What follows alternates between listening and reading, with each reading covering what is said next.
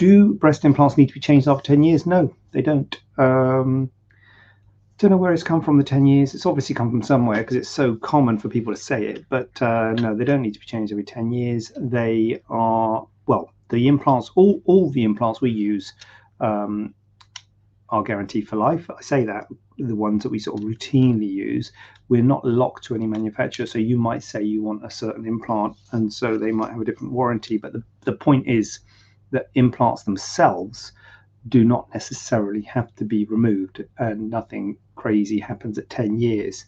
And in fact, there's potential morbidity, potential problems that can happen by changing implants. So you wouldn't want to do a surgery like that without a good reason to do it.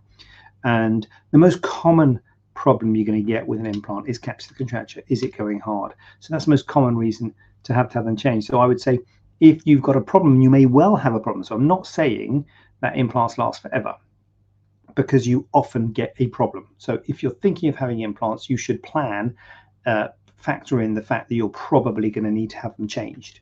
But it will come at a time where you will kind of know about it. You will say, please change these implants because they're very hard and uncomfortable.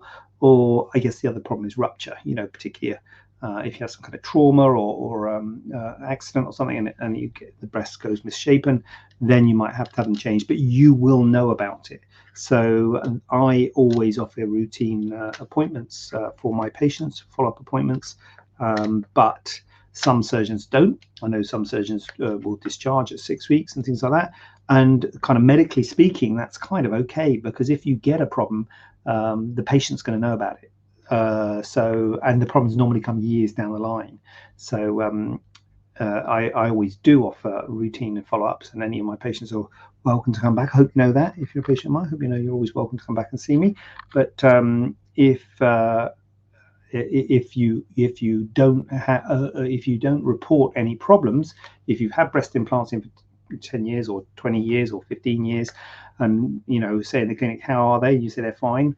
Do they look okay? Yes. Do they feel okay? Yes. Well, then there's no problem. Obviously, I'll examine you, what have you, but there's no need to have those implants changed, because I think they feel hard or they don't look right. Well, it doesn't matter, does it? It's what you think.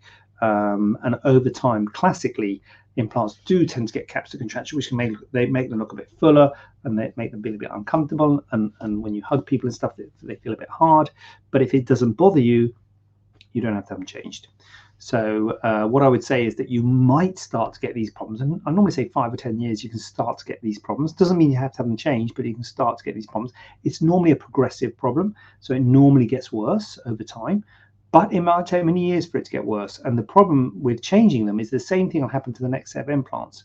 So that's why you kind of want to leave it as long as you can, because you don't want to keep on changing them, because it happens quicker every time. Because every time you do surgery, you're introducing more scar tissue.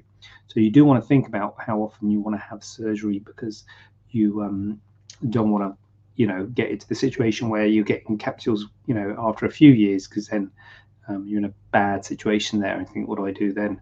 And that's where the polyurethane come in. So a lot of people only use the polyurethane implants for people who've had capsular contracture. I do use them primarily, so I use them for people who've had no implants in before, but a lot of surgeons won't use them for primary breast augmentation, but they will use them for patients who've had a problem, particularly recurrent problems with capsular contracture, because it's hard to know what to do in those cases, because you know that if you're getting capsular contracture every few years, if you put another set of implants in, you're going to get another capsular contracture. So that's where the polyurethane really do come in.